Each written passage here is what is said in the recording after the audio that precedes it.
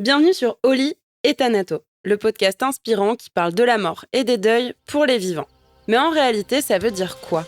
Dans mon approche, tout changement est considéré comme un deuil. Qu'il s'agisse d'un décès, d'une séparation, d'un licenciement, d'un burn-out, d'un accident ou d'une crise de sens, tous les types de deuil sont abordés ici, sans tabou. Mon objectif est de vous transmettre des ressources et des réflexions pour appréhender toute notion de finitude dans nos vies. Partager le micro pour témoigner son vécu, décrypter un sujet d'actualité sous l'angle du deuil ou éclairer nos connaissances sur ces sujets, on peut vraiment dire que je parle de la mort et des deuils à toutes les sauces. Alors, qu'avons-nous au menu cette semaine ? Bonjour à tous et à toutes, bonjour Marianne. Bonjour Charlène, bonjour les auditeurs. Je suis ravie de t'accueillir aujourd'hui pour parler d'un sujet qu'on n'a pas encore totalement parlé sur le podcast Oli et Thanato, mais qui a aussi toute son importance. On va y venir après et rentrer dans le vif du sujet. Peut-être dans un premier temps, est-ce que tu peux te présenter, nous dire un petit peu qui tu es, que fais-tu et aussi qui est-ce que tu représentes d'une certaine manière aujourd'hui ? Oui, alors merci déjà de m'accueillir et de donner de la visibilité à ce sujet. Moi, je m'appelle donc Marianne. Dans ma vie, mon métier, c'est sophrologue et hypnothérapeute, mais je me définis pas que par mon métier. J'ai 45 ans, je suis maman de 4 enfants. Alors en général, quand je dis ça, les gens s'arrêtent et disent «Oh, waouh!» Et en fait, j'ai 2 enfants qui sont en pleine santé à la maison et j'ai aussi 2 enfants qui sont décédés à la naissance. Et c'est ce qui m'amène aussi aujourd'hui à être là puisque on va parler de deuil périnatal et qu'après avoir avancé dans mon travail de deuil, je me suis engagée auprès d'une association qui s'appelle Nos Tout Petits et que je représente aujourd'hui. Merci pour cette présentation et du coup, je vais te repasser la parole assez rapidement. Est-ce que tu peux nous parler justement un petit peu de nos tout petits ? Tu nous as dit le deuil périnatal. De quoi il s'agit déjà ? Est-ce on peut peut-être le définir, le deuil périnatal, comme ça au moins on repart tous et toutes sur des bonnes bases. Parfois on met des mots un peu théoriques et puis on ne sait pas toujours ce qu'on met derrière, comme ça au moins on repose les bases et puis tu peux nous dire justement qu'est-ce que fait un petit peu, c'est quoi les missions, l'ADN de l'association Nos Tout Petits ? Alors le deuil périnatal, péri autour, natal de la naissance, donc c'est un deuil quand on parle de la mort d'un bébé. Nous on utilise le terme tout petit, avant, pendant ou un peu après la naissance. La définition officielle, OMS, etc., c'est jusqu'à 6 jours après la naissance. Nous, à l'association, on va plus loin. On accompagne jusqu'à 2 ans après la naissance. Donc, on englobe ce qu'on appelle la mort subite du nourrisson, la MSN, dans nos accompagnements. Et donc, l'association a pour mission d'accompagner... On a 3 missions à l'association autour du deuil périnatal. Notre première mission, c'est d'accompagner les endeuillés, principalement les parents, mais aussi plus largement les familles qui sont concernées par le décès d'un tout petit. La deuxième mission, c'est d'accompagner les soignants, les professionnels qui sont concernés par le deuil périnatal, via des formations, par exemple.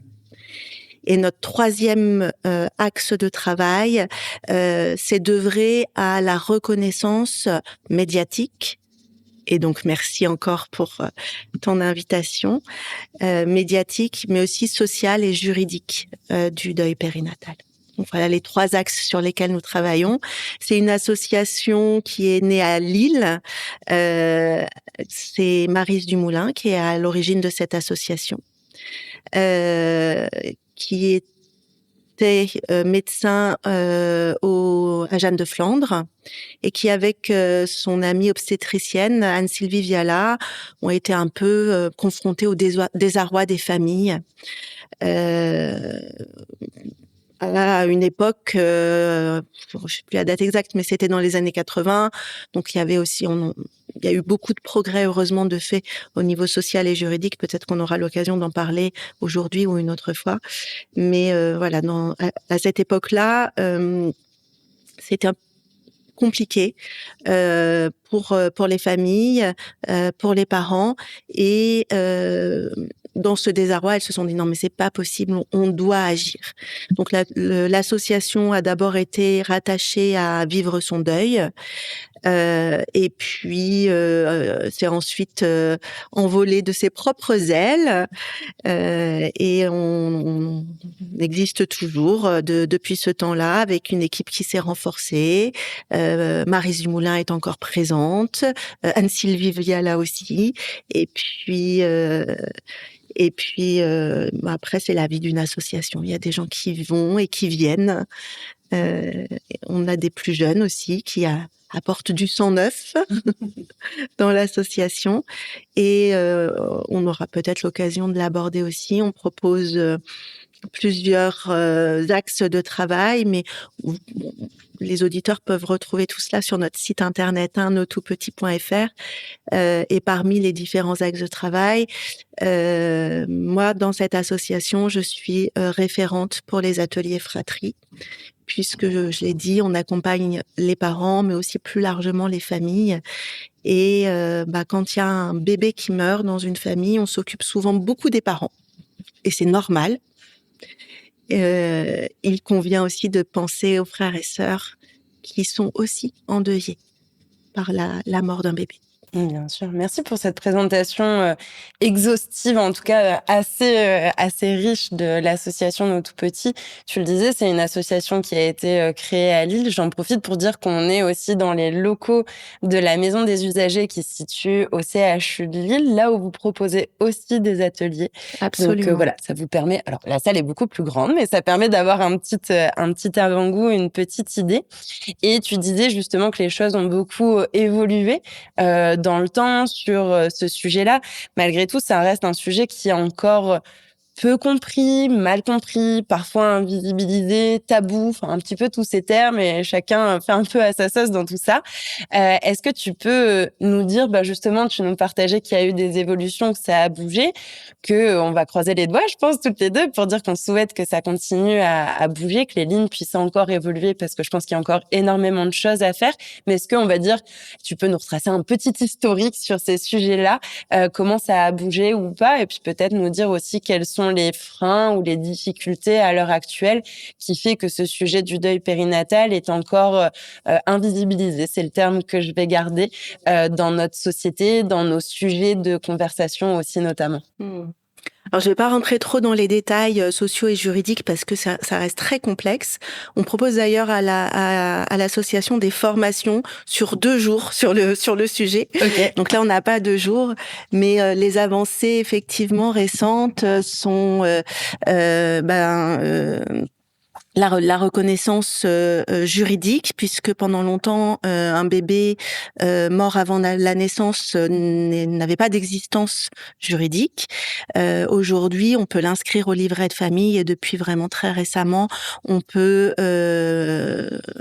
non seulement lui donner un prénom au livret de famille, mais on peut aussi lui donner un nom. Socialement, dans les droits sociaux, ça a aussi pas mal bougé. Alors, je veux pas donner trop d'informations ici parce que chaque cas est un cas particulier, et que il y a la règle générale et il y a les cas particuliers qui font que parfois c'est assez complexe. Par contre, ce que je peux dire, c'est que à l'association, on accompagne sur ces sujets-là, et donc si nous avons des auditeurs qui ont des questions, qui se sentent concernés, qui sont perdus par rapport à leurs droits, ils peuvent aussi contacter l'association pour avoir des réponses. Et justement, tu parlais de cet aspect de formation, notamment auprès des professionnels. Est-ce que c'est pour vous, d'une certaine manière, un levier, justement, pour permettre de... Donc, on parle des familles qui sont touchées, mais les professionnels sont dans tout ce système, en fait, où le deuil périnatal peut malheureusement apparaître. Est-ce que c'est un levier, justement, pour aller j'ai envie de dire, casser ces tabous et pour permettre que ce sujet demain soit, même si à mes yeux il l'est déjà, mais soit normal, soit normalisé, soit discuté, soit échangé et qu'on ait beaucoup moins besoin de se cacher ou parfois d'avoir ce sentiment de honte qui, moi, me touche fortement. D'ailleurs, sur le deuil de manière générale, tous les types de deuil, on peut ressentir cette chose-là. Mais voilà, le deuil périnatal, il a quand même ce côté assez particulier, je trouve. Oui, c'est un deuil contre nature, en fait. C'est une Exactement. mort contre nature, souvent. Et effectivement, il y a beaucoup de tabous. Euh, Depuis la naissance de l'association, je crois que c'est dans l'ADN de l'association d'avoir ce cocheminement entre les familles et les soignants. Hein. Maryse Dumoulin, on en a parlé, elle était médecin, elle a fondé l'association avec son amie obstétricienne et elles sont dans cette dynamique de cocheminement. Donc, par exemple, on organise à l'association des on n'aime pas le terme groupe de parole, on va parler de groupe de partage et d'entraide. Les soignants sont invités. Alors, ils ne prennent pas la parole, ça reste un groupe pour les parents, mais ils sont invités à observer et à écouter les propos des parents. Nous proposons également effectivement des formations à destination des soignants ou des personnels de l'accompagnement de manière plus large. Nous sommes certifiés Calliope et nous leur proposons des formations sur l'accompagnement du deuil où il y a tous ces aspects sociaux, juridiques à connaître pour apporter des réponses aux parents qui sont submergés par leurs émotions à ce moment-là, mais aussi des formations à l'écoute de l'endeuillé, des formations à l'animation des groupes de parole, des formations à l'accompagnement des fratries. Donc voilà, on a tout un catalogue de formations qui est aussi disponible sur le site où les auditeurs peuvent aller regarder plus en détail. Je le précise dès maintenant, mais je le repréciserai aussi tout à l'heure. Tous les liens de l'asso seront justement dans la Génial. description de l'épisode pour justement aller voir aussi, s'intéresser à ces sujets-là à titre personnel, en étant touché ou non, de proche ou de loin, ou aussi en tant que soignant ou soignante. Et justement, ce que j'entends, c'est qu'il y a autant des formations, j'ai envie de dire, de terrain. Tu parlais de l'écoute, ce côté très pratique et ce côté aussi théorique. Enfin, je vois aussi cet aspect où les deux, pour moi, marchent d'une certaine manière main dans la main, parce que le deuil se vit, il vit au quotidien. Tu parlais d'émotions, justement. C'est des choses sur lesquelles, parfois, il est même difficile de mettre des mots. Et il y a aussi tout ce cadre juridique, on en a un petit peu parlé, qui évolue et dans lequel on est bien obligé d'évoluer, justement, pour cheminer à travers notre deuil.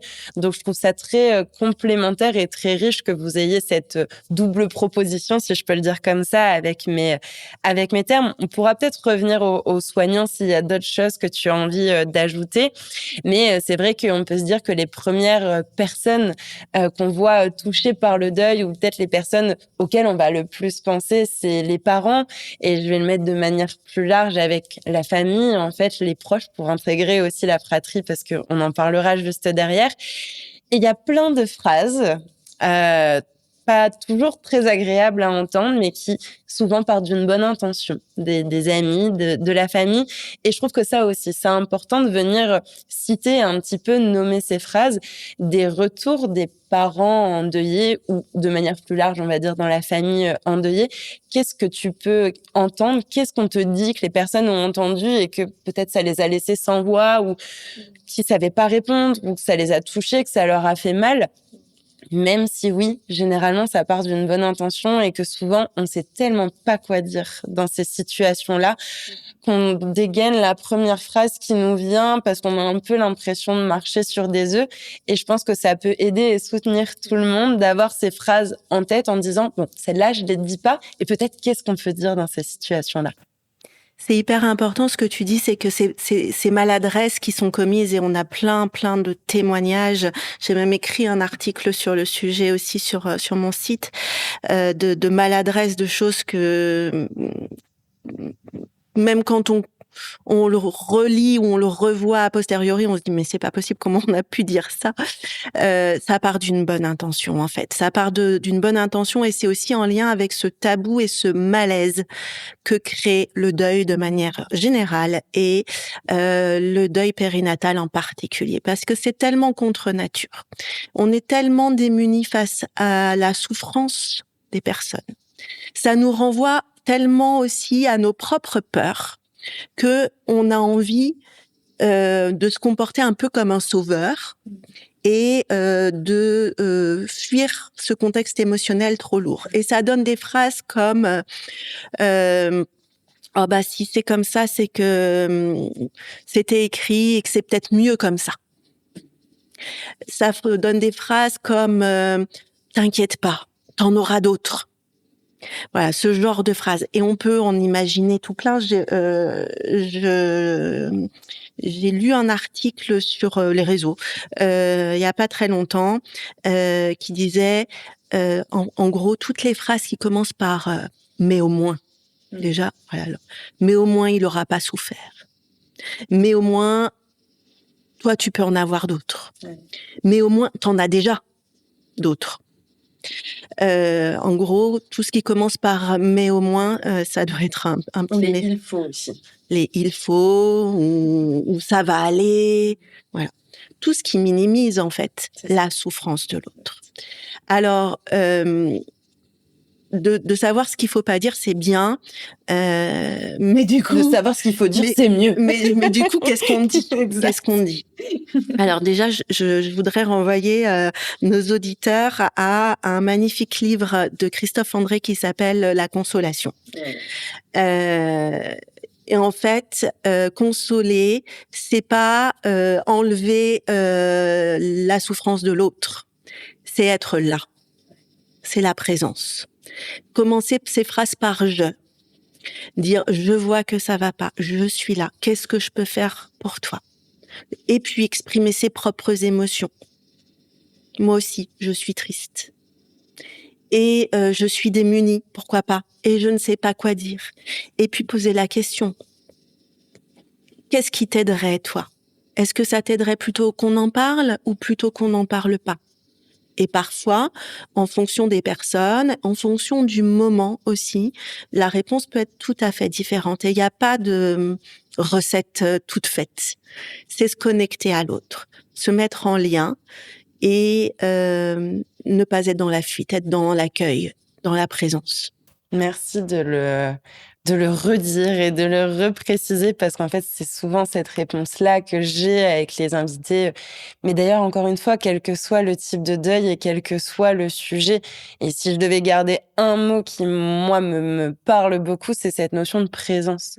Et en fait, c'est tout ce dont on a besoin quand on traverse un deuil, quelle que soit la personne qu'on a perdue, c'est d'avoir des personnes autour de nous qui sont présents et présentes, qui vont pas chercher à nous sauver, comme tu le disais, qui vont pas avoir une recette magique en disant petit 1 fais ceci, puis petit 2 il faut faire cela, et petit 3 au moins, non, non, non. Non, pas du tout. Juste d'être là ensemble, peut-être de m'aider à voir, tiens, c'est quoi mes émotions à cet instant-là?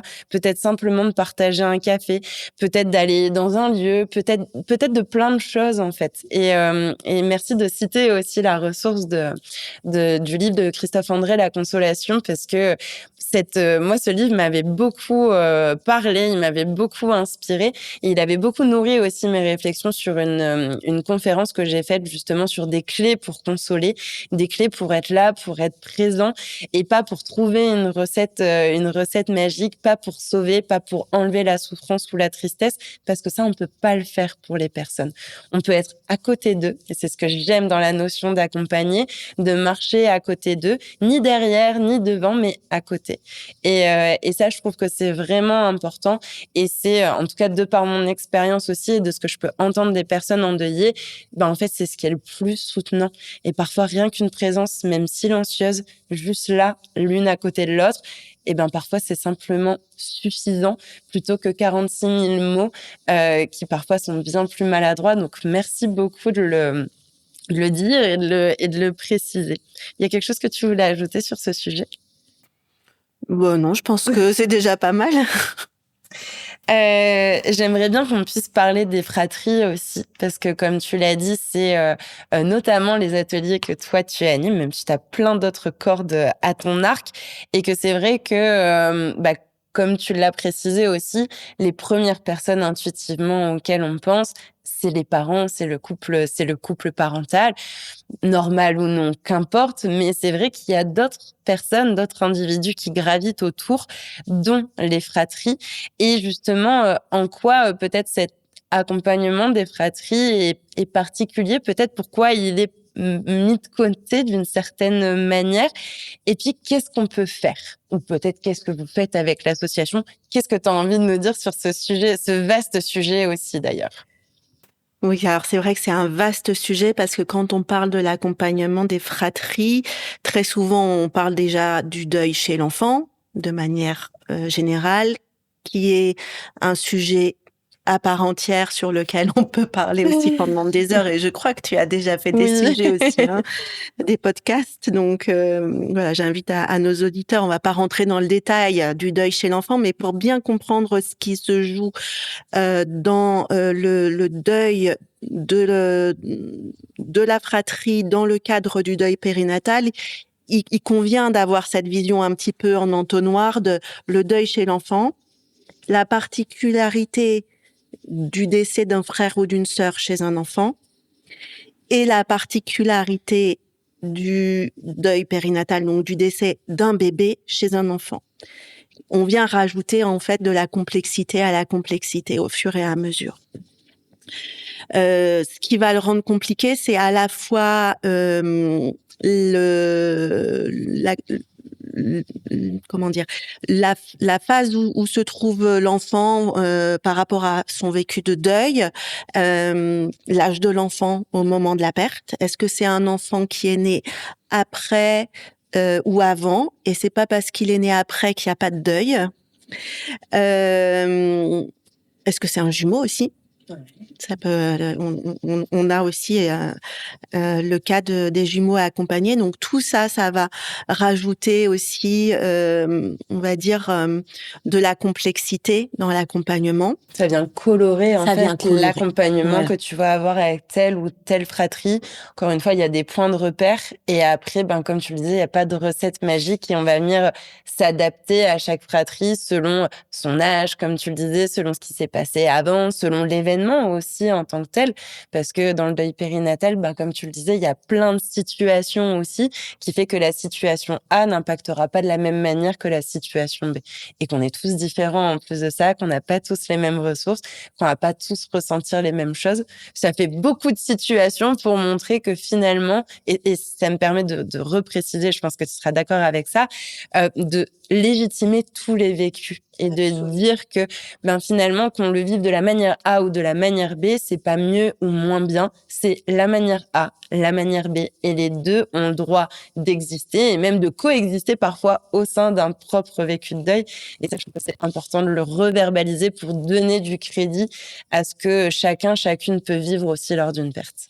Oui, alors ça coexiste déjà dans une même fratrie, mais même au sein d'une même personne, parce que on évolue et parce que notre compréhension de la mort évolue.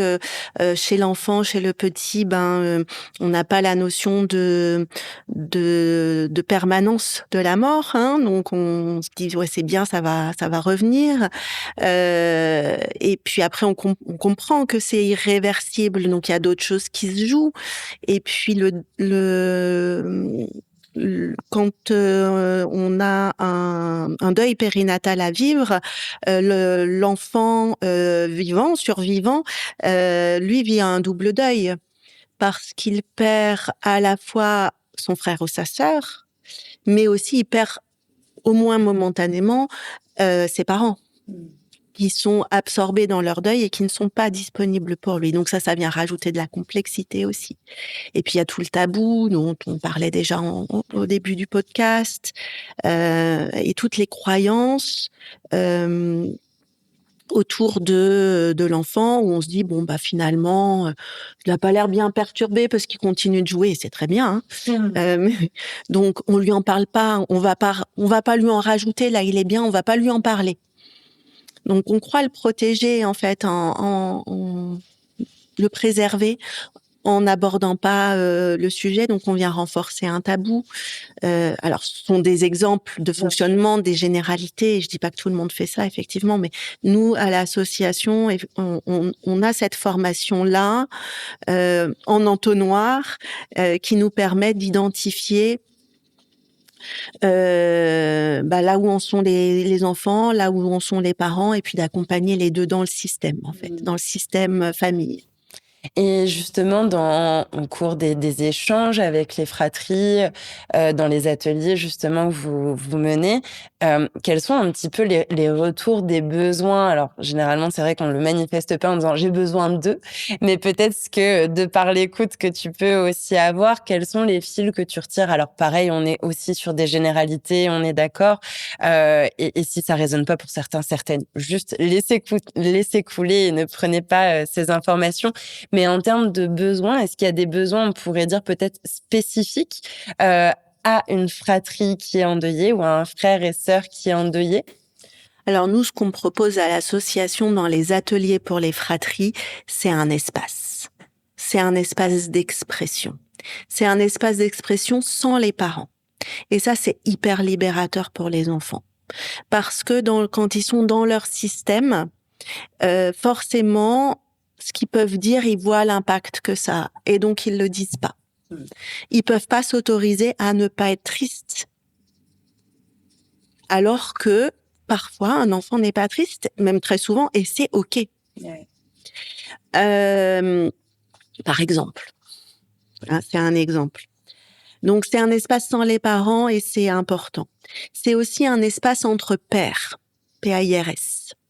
Et ça, c'est très important aussi pour les enfants parce que le deuil périnatal est tabou, est invisibilisé et heureusement n'est quand même pas la référence dans le vécu des familles. Ce qui fait qu'un enfant qui a perdu un frère ou une sœur se retrouve dans une situation de différence avec ses copains et ses copines, avec ses camarades.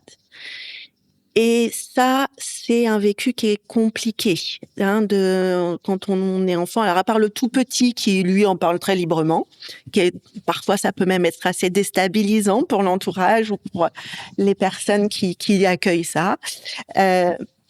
Mais voilà, à partir de 5-6 ans, on a besoin d'être comme les autres, on a besoin de faire partie d'un groupe et du coup, on va pas en parler à l'école ou avec les autres copains. Là, le fait de se retrouver entre pairs, ça permet de libérer cet espace d'expression. Et puis, pour revenir à la demande, alors après, les demandes vont être aussi un peu spécifiques en fonction de comment aura été le vécu de l'annonce et toute la ritualisation autour du décès qui va permettre à l'enfant d'ancrer le décès dans la réalité. Et c'est une complexité du deuil périnatal, d'ancrer le décès dans la réalité. Du deuil chez l'enfant de manière générale et encore plus du deuil périnatal. Pourquoi ? Parce que parfois on a des enfants nés après. Donc il n'y a pas eu de traces, de preuves de la mort. Ou parce qu'il y a des enfants nés avant et qu'on a voulu trop protéger et qui n'ont pas été invités à voir le corps ou à participer aux obsèques.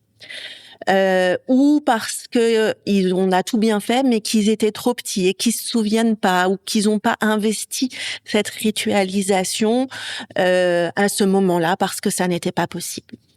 Et l'atelier qu'on propose à ce moment-là répond à cette demande de venir ancrer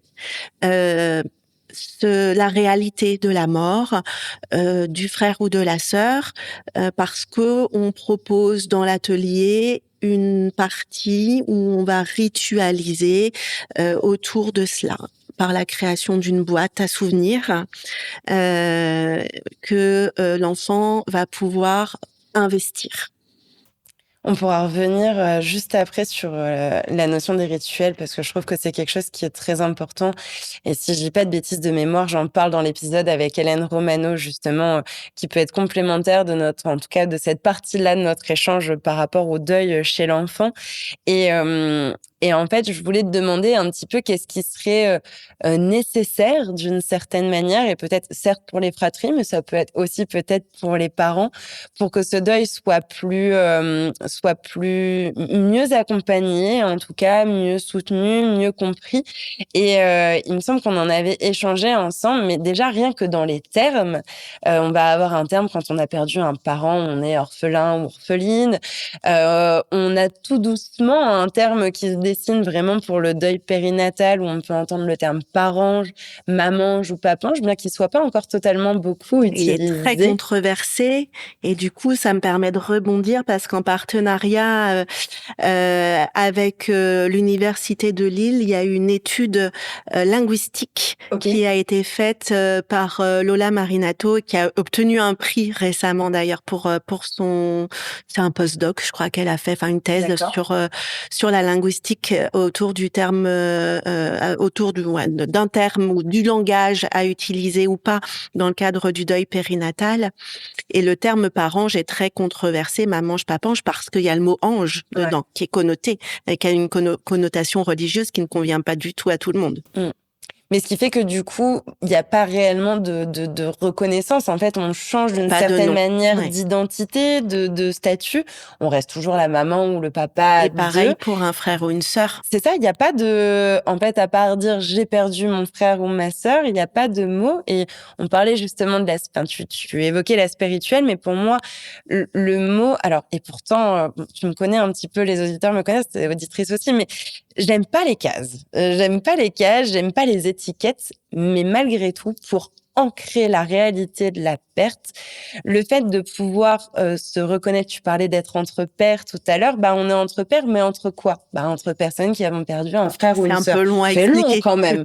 Si on avait un mot qui serait X, Y, Z, bah, ça nous permettrait de savoir que cette étiquette X, Y, Z fait partie de notre identité. Après, on est libre d'y adhérer ou non, de s'y Mais attacher c'est ou vrai non. que ça rajoute une difficulté parce qu'il n'y a pas un mot qui nomme le l'identité qu'on a quand on devient un frère ou une sœur endeuillé par la mort d'un frère ou d'une sœur.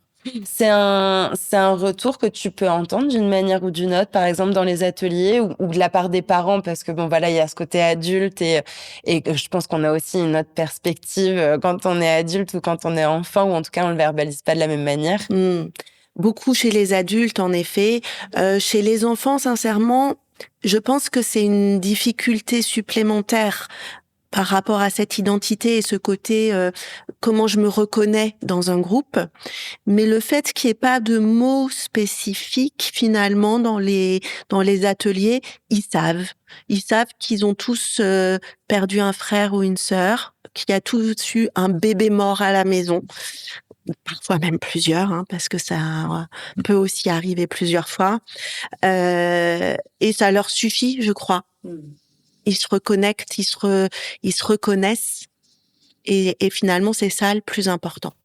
Tu parlais des rituels avec, par exemple, la création d'une boîte à souvenirs pendant les ateliers. Est-ce qu'il y a d'autres choses que tu voulais ajouter sur ce sujet? Je sais que le rituel et puis d'expérience personnelle, je le trouve très soutenant. Tu parlais justement d'ancrer la perte, de lui donner une réalité, une matière, une forme, quelque chose qui est perceptible.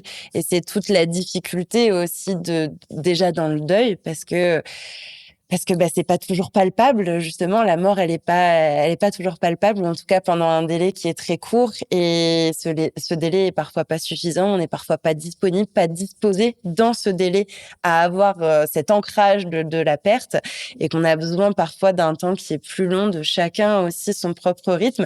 Est-ce qu'il y a d'autres choses que vous proposez en termes de ritualisation chez nos tout petits, ou peut-être même des choses que tu aurais envie de partager et puis que certains parents pourraient peut-être se saisir ou non? Oui, alors déjà, je voudrais dire qu'il est jamais trop tard pour ritualiser. Hein, on fait tous comme on peut. Donc l'autoflagellation ne sert à rien.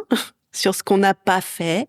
On fait tous comme on peut et il est jamais trop tard pour ritualiser. Et à nos tout petits, parmi les nombreuses actions que nous proposons, nous organisons régulièrement des cérémonies qui ont lieu en lien avec les crémations collectives, mais qui sont aussi des espaces où on peut venir ancrer un rituel et où on peut venir lire un texte, où on peut venir rendre un hommage. Même parfois, on a eu le cas de personnes qui sont venues 10 ans, 20 ans après le décès de leur bébé, parce que à l'époque, ça se faisait pas comme ça, etc. Et donc, il est jamais, déjà, ce que je voudrais dire, c'est qu'il est jamais trop tard, que une cérémonie, ça peut être l'occasion de venir remarquer un rituel. Les ateliers fratrie, effectivement, c'est aussi l'occasion de, et après, en fonction des vécus, des histoires de chacun, on peut toujours réfléchir en écho avec cette ritualisation. Et puis, je voudrais aussi faire un témoignage personnel, parce que quand on vit un deuil périnatal, et ça a été mon cas, on est submergé par les émotions et du coup, on le vit parfois un peu à côté. On se rend pas compte de tout. Il y a des choses qui nous échappent. On peut même avoir des trous noirs parfois. Et moi, je l'ai fait. On peut retourner là où on a accouché, demander à avoir la sage-femme cadre et elle a accès au dossier. Et il y a plein d'infos dans le dossier. Donc ça, c'est hyper précieux et je voudrais inviter aussi les auditeurs à se rendre compte que c'est possible et que c'est une porte pour aller chercher des choses qu'on n'a pas toujours eues. Les sages-femmes aujourd'hui, même si ça n'a pas toujours été fait, mais des fois ça a été fait et pas transmis. Aujourd'hui, les sages-femmes prennent des empreintes. Des bébés. Quand c'est possible, ou souvent même font des photos qui sont pas toujours transmises parce qu'elles sont pas toujours montrables. Bon, ça, c'est un point de vue. Mais du coup, on peut aussi réaccéder à des traces. Et puis, nous, à nos tout petits, on invite à la collecte de traces qui vont aussi permettre d'ancrer ces rituels. Pour inviter à cette collecte de traces, on a plusieurs choses qu'on fait. Là, on a des bénévoles qui confectionnent des habits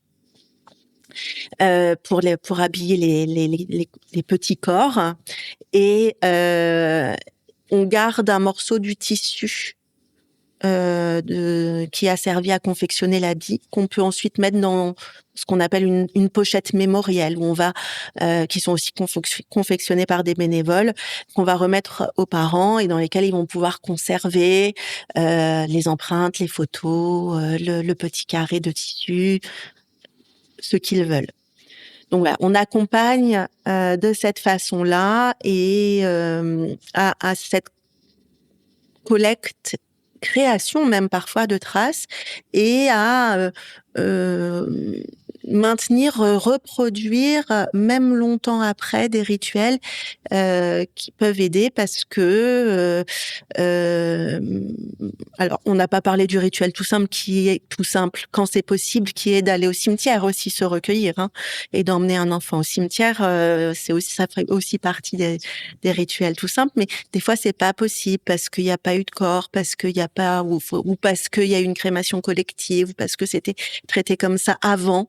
Et du coup, toute cette proposition-là, ça fait partie des choses qu'on peut aussi échanger dans un entretien individuel et personnalisé.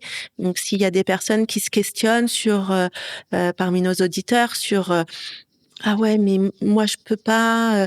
On peut toujours faire quelque chose et je les invite vraiment du coup à peut-être prendre contact si c'est un problème pour eux et qu'ils ont besoin de soutien parce que on va pouvoir les accompagner. Je te remercie d'avoir précisé qu'il n'est jamais trop tard. Et ce que moi je retirais aussi, c'est de dire que en fait tout est possible, tout est imaginable, on peut tout créer. Encore faut-il, l'important c'est est-ce qu'il y a une envie d'eux? Justement, tu disais par exemple repartir dans le service où on a accouché pour retrouver des traces ou des informations. C'est est-ce qu'on en a envie? Est-ce que ça va nous faire du bien? Est-ce que c'est soutenant? il n'y a pas de bonne ou de mauvaise réponse. Il y a la réponse de chacun et chacune. Et peut-être que parmi les auditeurs et auditrices, il y a des personnes qui peuvent se dire, mais je peux pas, ce serait trop difficile, je serais peut-être me replonger dans quelque chose. Et c'est OK comme vécu. Et à l'inverse, quelqu'un qui pourrait dire, ben, ça m'aiderait justement peut-être à réavancer, à ancrer ce décès, à faire une place à ce petit être. Enfin, qu'importe toutes les réflexions que vous pouvez avoir et toutes les pensées. Et du coup, pour ça, merci. Parce que oui, je suis tout à fait d'accord avec toi, il est jamais trop tard. Et voilà, dans les petits exemples que tu nous as donné et dans ton témoignage personnel aussi, ça montre, je trouve, à mes yeux, en tout cas, la place et l'importance du rituel, que d'ailleurs, derrière ça, on y met un rituel créatif, un rituel laïque, un rituel religieux, Oui, un rituel spirituel, un rituel on X, Y, respecte Z. effectivement la spiritualité, les croyances de chacun. C'est ça. On a, enfin voilà, nous notre accompagnement est laïque dans l'accueil de toutes les croyances. Est-ce qu'il y a un dernier point que tu souhaitais aborder? C'est vrai que tu as parlé un petit peu de certaines ressources. Tu disais que, par exemple, les sages-femmes prenaient aussi des photos. Tu as déjà donné un petit peu des éléments.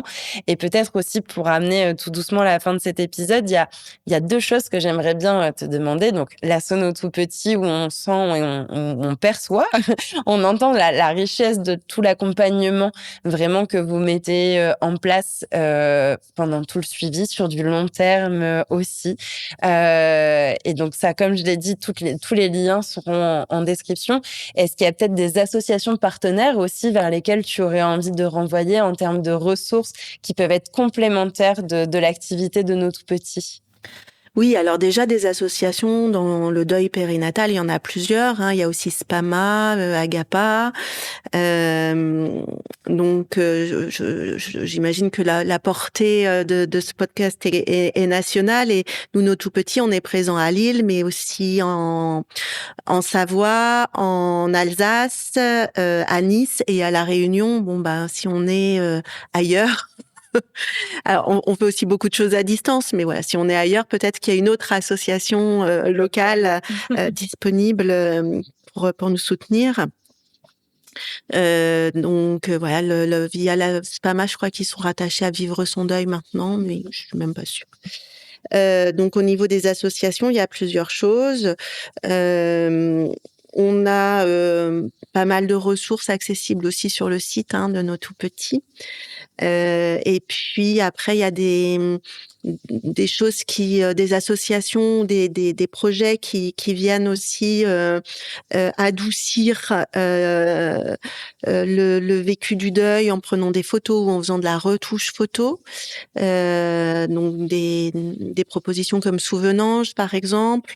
Moi, j'ai fait appel pour mes enfants à un dessinateur quand les photos sont parfois un peu dures à exposer dans le salon. Ça peut adoucir un peu les choses aussi. Ou quand on n'a pas grand-chose, des fois ça peut aussi... moi j'ai fait appel à un dessinateur qui a fait quelque chose d'assez fidèle, mais il y a aussi d'autres dessinateurs qui font des choses plus symboliques, des dessins plus symboliques. Ça peut aussi être une ressource. Une ressource qu'on utilise beaucoup à l'association, c'est Christophe Fauré. La base. La base dans le deuil. Donc voilà, je vous j'invite vraiment nos auditeurs aussi à lire ces livres qui sont pleins de bon sens.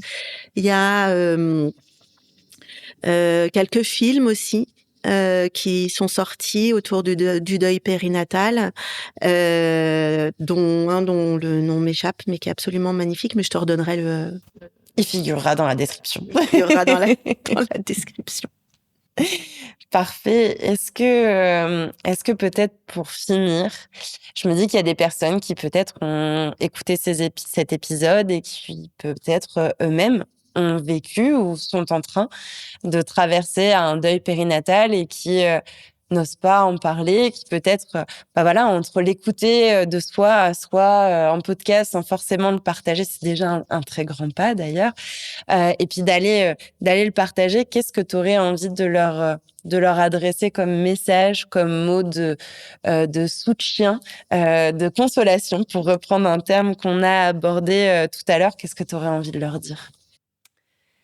Alors déjà, j'ai pas de conseils à donner, mais simplement de leur dire de s'écouter, et s'ils ont envie d'aller le partager, c'est OK, et s'ils ont pas envie, c'est OK aussi. On a cité beaucoup de ressources. S'ils écoutent ce podcast, c'est pas par hasard. Donc voilà, utilisez les ressources, allez voir en commentaire les fameux liens, et puis écoutez-vous, allez là où votre cœur vous guide finalement. Et si c'est pas tout de suite, peut-être ça sera pour plus tard.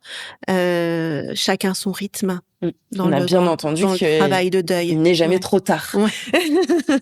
Donc voilà, c'est aussi des phrases que vous pouvez retenir. Marianne, je voulais te remercier personnellement d'avoir partagé le micro avec moi.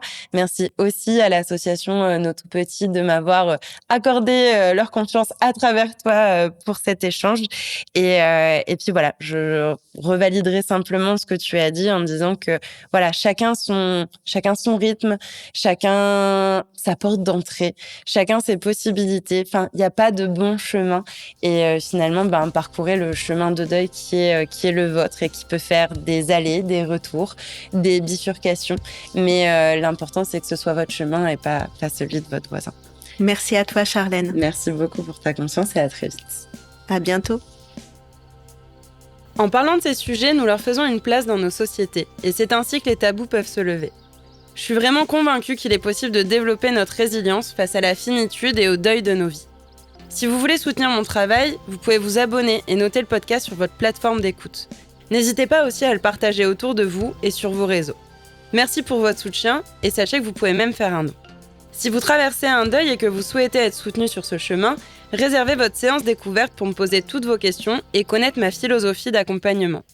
Mais d'ailleurs, que voulez-vous au menu dans les prochains épisodes ?